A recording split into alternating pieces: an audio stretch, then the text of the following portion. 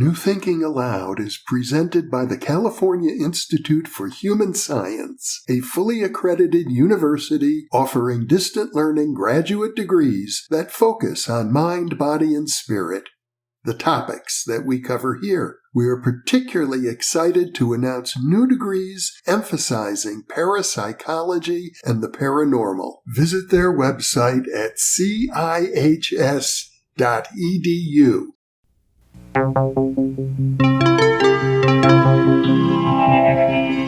Thinking Aloud. Conversations on the leading edge of knowledge and discovery with psychologist Jeffrey Mishlove.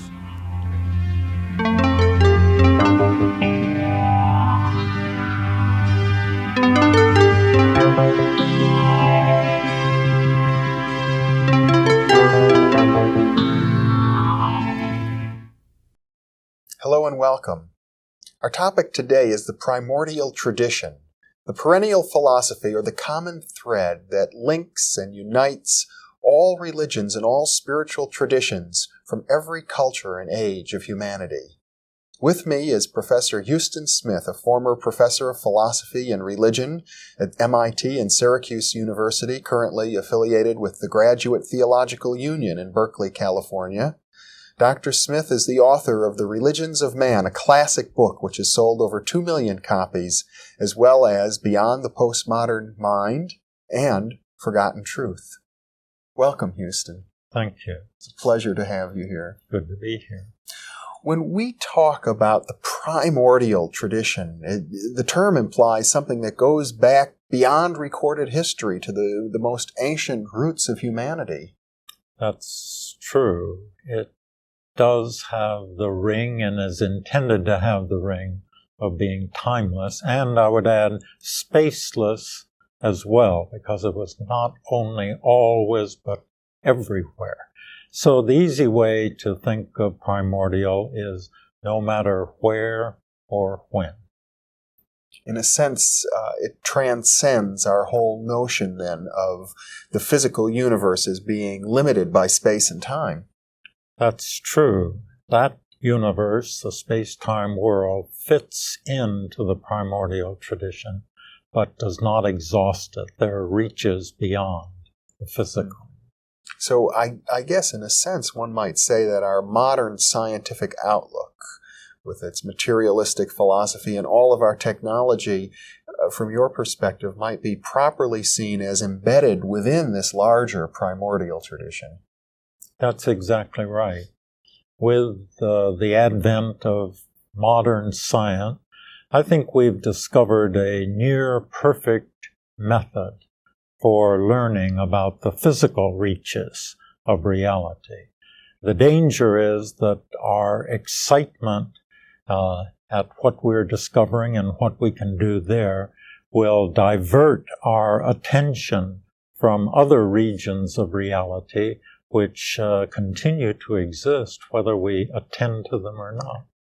I think it's marvelous in a way that in an age, and I guess throughout our history, we've had religious wars and conflicts between almost every religious group, that you're able to see the common thread that links them, that unites them all. And I guess it does have to do with this notion of going beyond the temporal world itself. Well, that's part of it for sure, but it was really while writing the book, The Religions of Man, in which, in that book, I do endeavor to paint portraits, you might say, of the major enduring religious tradition. But in writing those chapters, I became more and more struck by recurrent themes which seemed to surface just time and again like echoes.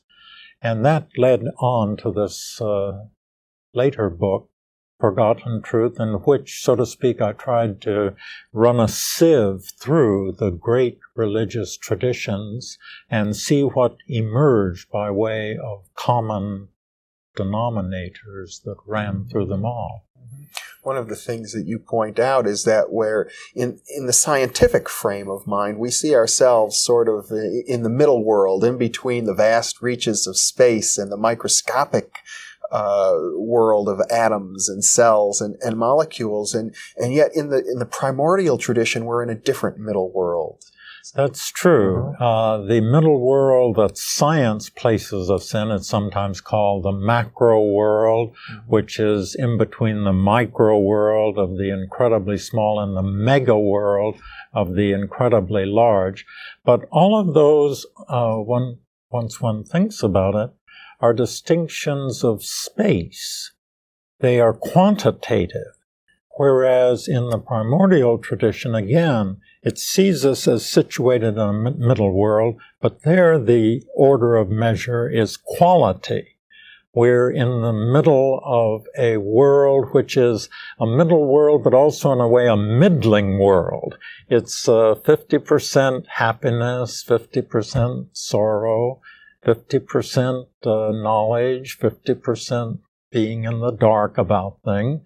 And it is, again, situated midway between what in the traditional cosmologies are shown as the heavens, which are incomparably better, and the hells, which are also, alas, incomparably worse. But the interesting point is that the difference in quality, whereas science gives us almost the same structure, but in quantitative rather than qualitative terms.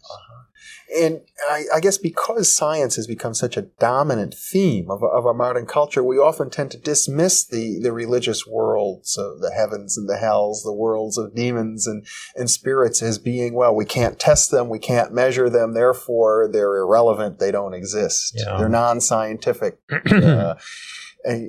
And yet it may be that the methods of science simply have nothing to say. It doesn't mean that these aren't important for us. Well, I think you're exactly right.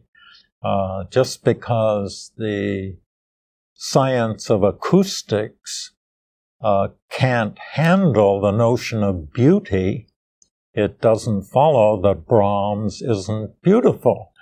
And it's much the same going on there. Science everywhere can pick up quantitative distinctions, but qualitative ones like beauty and spirit really slip through its nets like the sea slips through the nets of fishermen.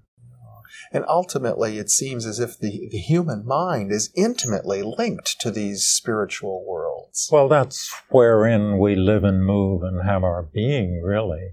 If we talk about the lived world, it's the qualitative world, The quantitative world is there. But the world that we live out our lives in, this is the world of ups and downs and joys and sorrows and hopes and disappointment. So it is really in the qualitative world dimension that our lives are lived. I have sometimes wondered if our very thoughts aren't the same as spirits. I mean, where do our thoughts come from sometimes?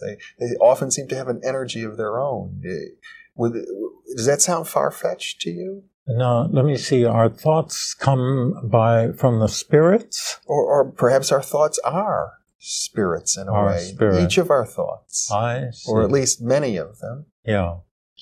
Well, I do believe what the primordial tradition would say, namely that there is a continuum between our thoughts and, what should we say, a psychic realm of reality. Mm-hmm. And our minds sort of swim and maneuver in that psychic or spirit dimension of reality in the way our bodies swim or maneuver in the natural physical world. So I think in that sense there is a commonality and continuity between our thoughts and, if you want to say, spirits as the objective reality of which our thoughts would be the subjective side. Why, yes, that could be so. Well, you're putting it much more elegantly than I had. One of the terms you just mentioned, continuity is interesting, because when we deal in the realm of infinity, as the primordial tradition does, there is this sense of creation, all of creation being a continuity from the most sublime to the most horrible, and that creation itself, or the realms of evolution, the middle world, is a world in which every possibility expresses itself one way or another. Mm-hmm. There's a prodigiousness, almost a prodigality of being in terms of how all the recesses and crannies of possibility somehow seem to need to be filled.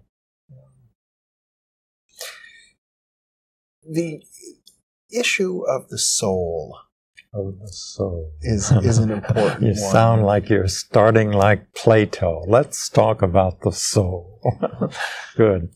The soul is something which, I think I saw a book recently, and it talked about how there is no more soul. We've done away with the soul in modern culture. It was kind of a quaint, archaic notion, but it's unnecessary now, and we're much better off without it. Mm-hmm.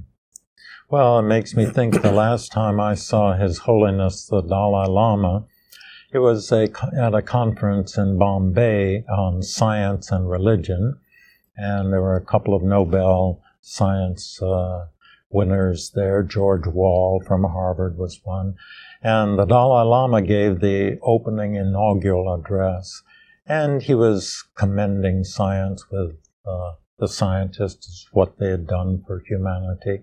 But then he said, but then in addition to the physical, the material world, there is the invisible world.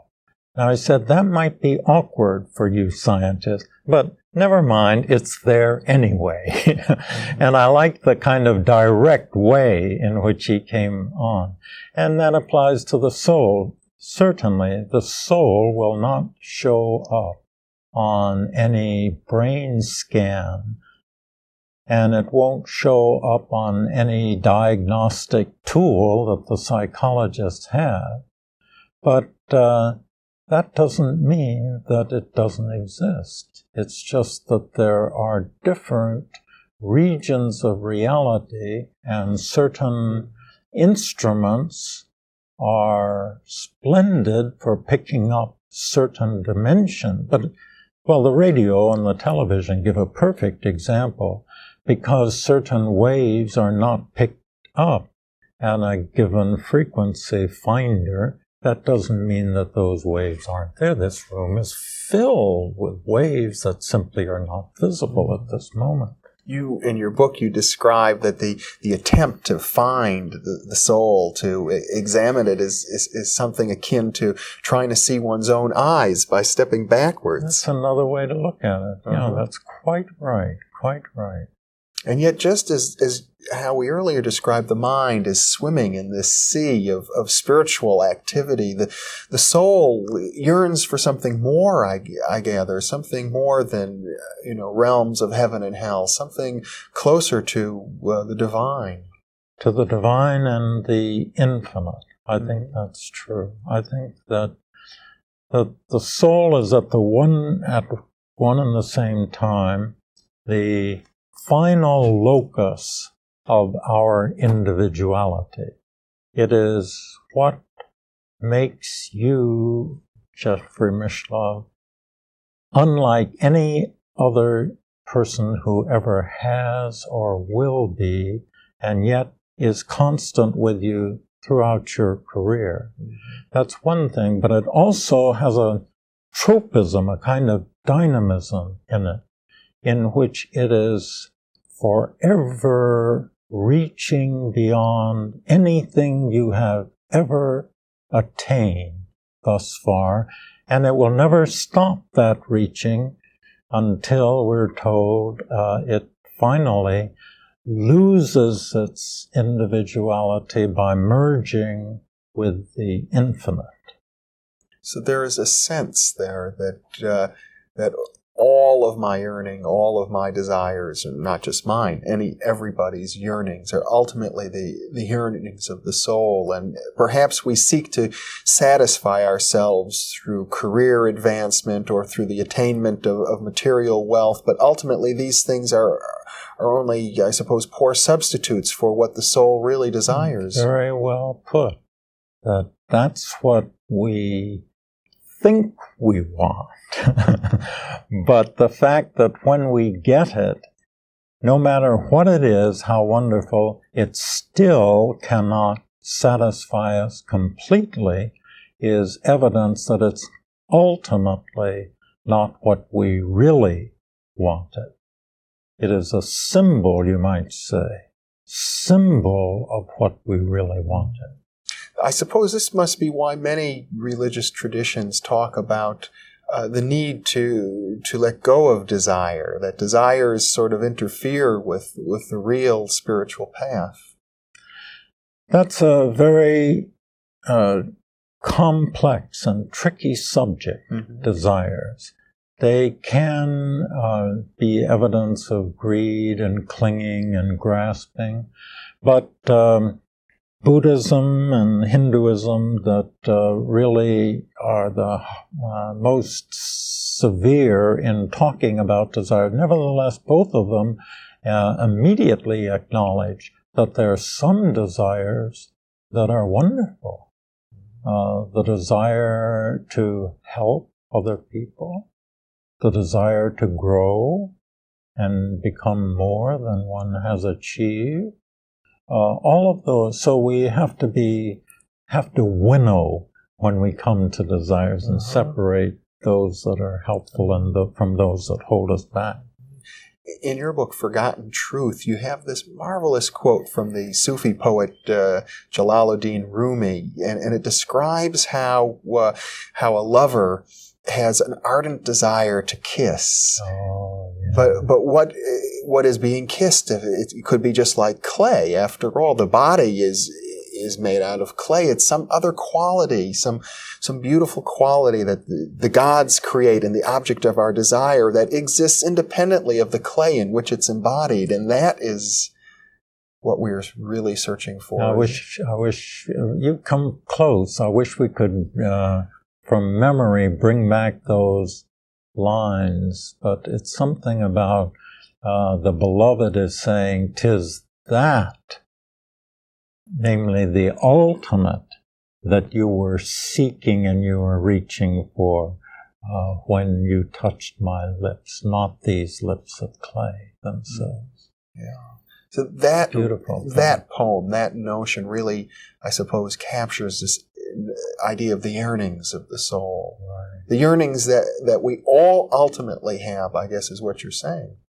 That's right. And in a way, every desire that we seek, it's that ultimate that we're really seeking, which shows itself in fragment to us through the concrete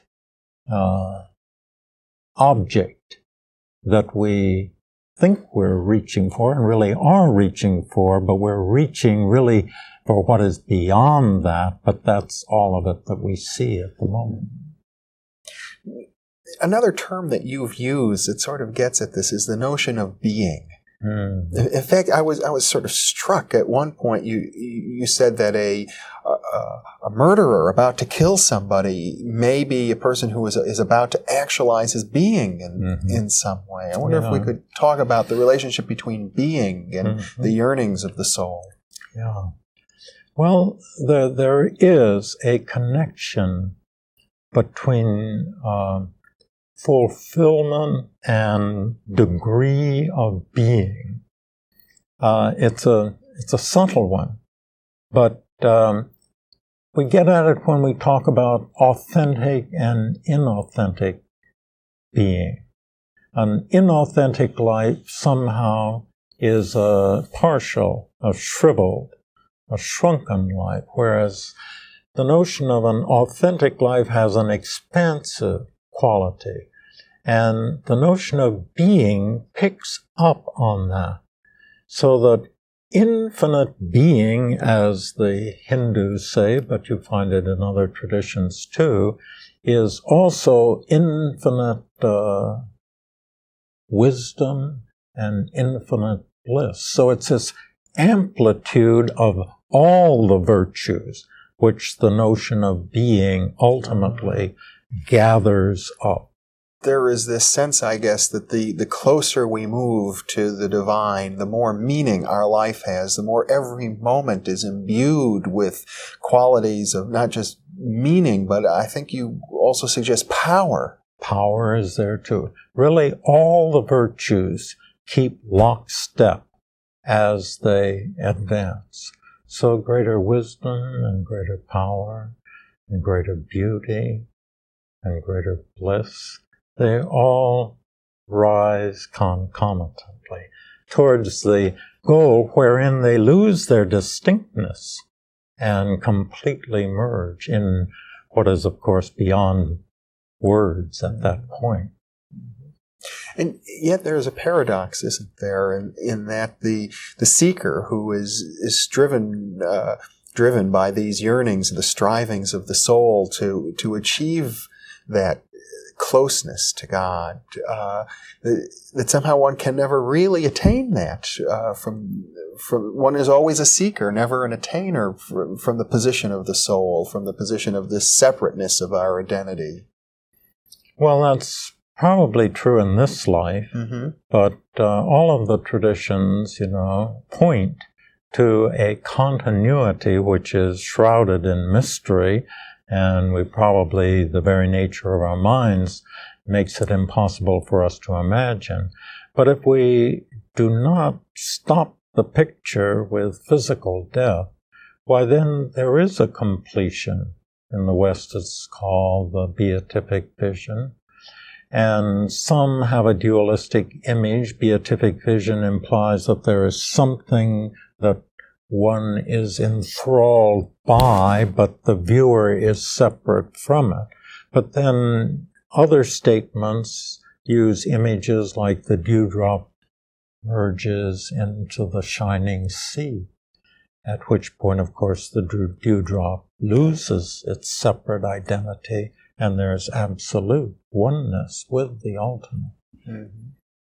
And that sense of oneness, that sense of unity, transcends even the yearnings of the soul, I suppose. Right. It's like rivers will have reached the sea. So I think it's not ultimately true that this yearning goes on forever. I think there is a time when it phases beyond time and is ultimately and totally fulfilled. I think, isn't there a Sufi statement to the effect that the seeker can never satisfy his yearnings, but only those who seek find? Oh, I know what you're referring to. Let's see. There is the Sufi saying, you cannot seek him by finding him, yet only those who seek him find him. And the point of that is to say that by our own efforts, we cannot do it, and yet our efforts are required in the doing which is more than our own doing. Now, many people in all walks of life who aren't consciously seekers seem to have glimpses of this union, of these satori states. Sure. They happen spontaneously to people. Maslow even called it the peak experience. And of course they admit of all grades and degrees, but at least they're intimations of the same reality, I think. I guess the difference is that if a person is consciously on that path, they will make more of these experiences, these gifts of grace, perhaps, when they come. I think they'll understand their nature somewhat more, yes. As a philosopher yourself, a person who has explored the primordial tradition, I would have to assume that a large part of your own worldview has been conditioned by experiences such as this that may have occurred spontaneously to you, or perhaps through your own scholarly striving or other disciplines. Well, experience of a sort, but I think it's useful to distinguish between experience and discernment. Mm-hmm. Discernment is a kind of understanding, and you asked me, spoke of me, so I'll speak personally on that. That I think that somehow I do was blessed with the capacity to discern what the mystics in all cultures have been speaking about and resonate to it as true. Now, it's a different thing to actually experience, you might say, in the full light of day, the advanced realities that the mystics come upon. And on that front, I make no great claim. I've had some experiences as distinct from discernment. Mm-hmm. I've had some experiences, but they're of a kind of ordinary garden variety type, you might say. Well, when we talk about the ultimate experience, I guess it's one of union. Yes. Is it not? A feeling of identity with this beyond space and time, right, with the infinite. Right. And that is, as one looks at it in various traditions, it's often described as being indescribable, is it not? Well, it certainly is, in the sense that anyone who has had that realizes how futile words are in conveying that experiences to others. But that doesn't mean that they don't talk all night, about it, because it's not an absolute cutoff. You can do your best, but it does not fit into the categories and language of our ordinary experience.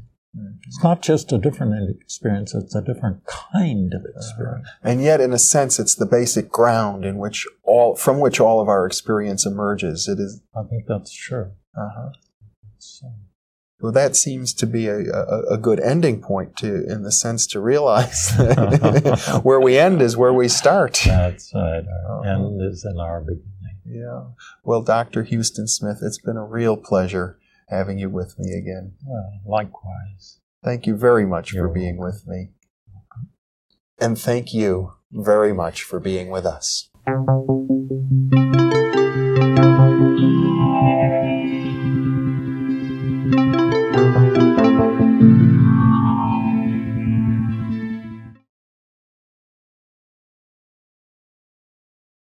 Book 3 in the new Thinking Aloud dialogue series is UFOs and UAP, Are We Really Alone? Now available on Amazon. You can now download a free PDF copy of issue 7 of the New Thinking Aloud magazine, or order a beautiful printed copy.